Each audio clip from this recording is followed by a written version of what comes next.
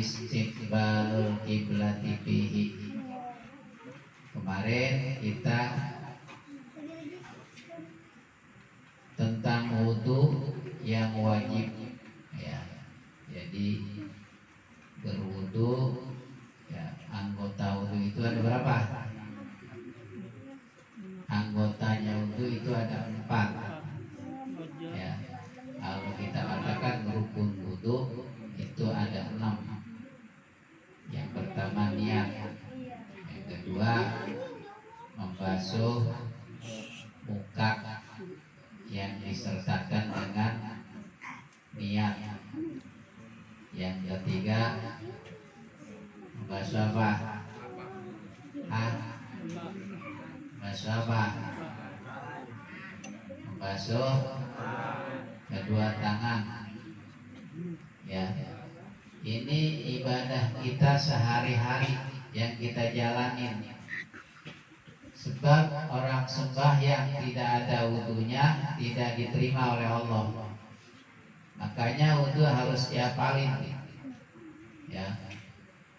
Kemarin kita sudah bahas ya tentang masalah wajib wudu. Yang pertama apa? Niat. Di mana niat? Niat di mana niat? Di dalam hati. Adapun lafaz yang di mulut itu hukumnya sunnah. Yang wajib adalah di dalam hati. Tatkala kita mau berwudu, niat di dalam hati, aku niat wudu. Kalau lafaznya mah cukup nawaitul wudu'a atau nawaitu raf'al hadas ya. Tapi harus sampai ke dalam hati. Niat itu di dalam hati ya. Nawaitul wudu'a ya, nawaitul wudu'a li raf'il hadasil asghar kalau mau panjang ya. Kemarin kita sudah bahas tentang niat wudu ya. Jadi niat itu di dalam hati. Kalau lafaz di mulut adalah sunnah ya. Udah hafal belum? Udah. Tahu urutan-urutannya gimana? Tahu? Berarti tidak tahu ya.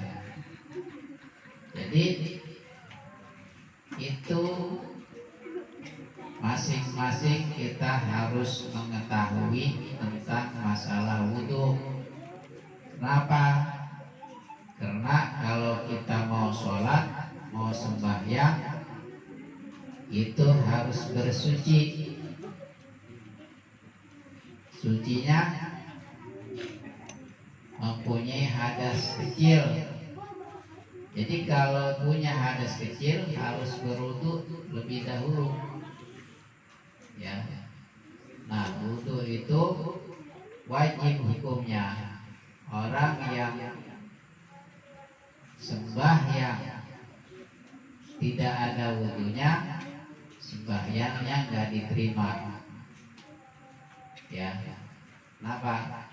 Karena dia belum bersuci itu, belum bersuci. Jadi anggotanya wudu itu ada 4. Muka, kedua tangan, mengusap kepala, terus membasuh kedua kaki ya. Adapun yang 2 itu yaitu niat dan tartib. Nah, itu kita ingat-ingat.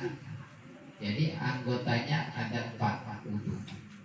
Niat, membasuh kedua tangan, mengusap kepala, dan membasuh apa? Dua kaki ya. Setelah kaki sebelah kiri baru kaki sebelah kanan itu. Wa tathiru kulli udwin salasa marrat, dan bersuci tiap-tiap anggota itu 3 kali. Basuh muka 3 kali, membasuh kedua tangan 3 kali, mengusap kepala 3 kali, ya. Terus mengusap kedua telinga 3 kali, semuanya 3 kali. Mutawaliyatin, mualak, jadi berturut-turut, ya, jangan senggang-senggang, itu harus berturut-turut, ya, 3 kali. Wa amma siwaku, ya, adapun bersiwak, tahu nggak bersiwak? Apa? Gosok gigi, ya. Jadi bersiwak ini juga hukumnya sunnah, ya. Orang bersiwak hukumnya sunnah. Falaisa minas sunanil khossati bil wudu. Adapun bersiwak itu bukanlah dia itu dari sunnah-sunnah yang khos. Bil wudu itu wudu. Artinya dikatakan sunnah-sunnah yang bukan khos, bukan khusus. Artinya bersiwak itu bukan hanya disunahkan tatkala berwudu. Jadi setiap saat itu disunahkan bersiwak. Bangun tidur bersiwak, mau sholat bersiwak, mau berjalan bersiwak. Ya, jadi setiap saat dia disunahkan bersiwak. Jadi siwak ini bukan dikhususkan hanya untuk wudu, ya.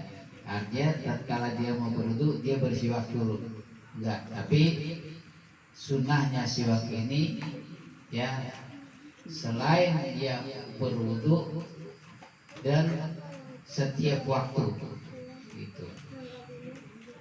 Bal huwa sunnatun fi kulli halin, bahkan dia itu disunahkan tiap-tiap hal. Artinya kapan saja disunahkan bersiwak. Illa fi shaumi, kecuali di waktu saum, waktu puasa. Fayukrahu, maka dimakruhkan. Minaz zawali, dari waktu zawal, tergelincir matahari. Jadi kalau orang di bulan Ramadan dia berpuasa, tatkala matahari sudah gelincir, itu dia tidak boleh bersiwak lagi. Hukumnya makruh. Artinya makruh, dikerjakan, dibenci oleh Allah, ya, dibenci. Ilal ghurubi, sampai terbenamnya matahari. Itu berarti kalau dari pagi masih boleh dia bersiwak. Batasnya kalau sudah tergelincir matahari itu dimakruhkan. Wa yata'akkadu istihbabuhu indal wudu'i. Nah, tapi sangat-sangat dikuatkan sunnahnya bersiwak ini pada ketika dia berwudu. Jadi bersiwak ini tatkala sebelum wudu sangat dikuatkan, sunnah muakkadah, ya. Artinya sunnah muakkadah ini Nabi tidak pernah tinggal, ya. Selalu Nabi bersiwak, hanya sangat dikuatkan. Wa mahalluhu fihi, dan tempatnya bersiwak di dalamnya qoblal madmadoh, sebelum berkumur. Jadi siwak ini tempatnya dia sebelum berwudu, sebelum berkumur-kumur disunahkan bersiwak. Wa yata'akkadu aidan inda taghayyuril fami, dan sangat kuatkan pula tatkala mulutnya berubah, artinya mulutnya sudah membau karena lamanya diam, ya akhirnya mengeluarkan bau yang tidak sedap. Nah itu disunahkan bersiwak. Wal intibahu minan naum, dan tatkala bangun dari tidur juga disunahkan bersiwak. Wa iradati sholah, dan ketika hendak mau sholat. Wa qiraatul Quran, kalau mau membaca Quran disunahkan juga bersiwak.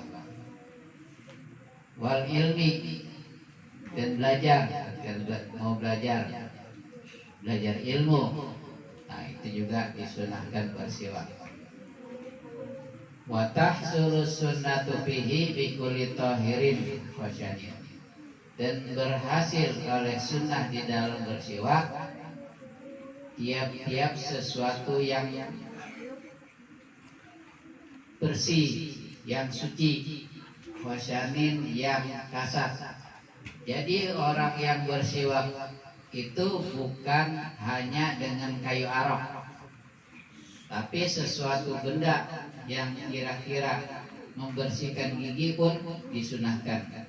Di antara sini khosyanin, dengan sesuatu yang kasar, ya umpamanya dari sobek-sobekan baju atau kain itu boleh, atau kalau enggak ya pakai sabuk kelapa, giginya digosok, ya.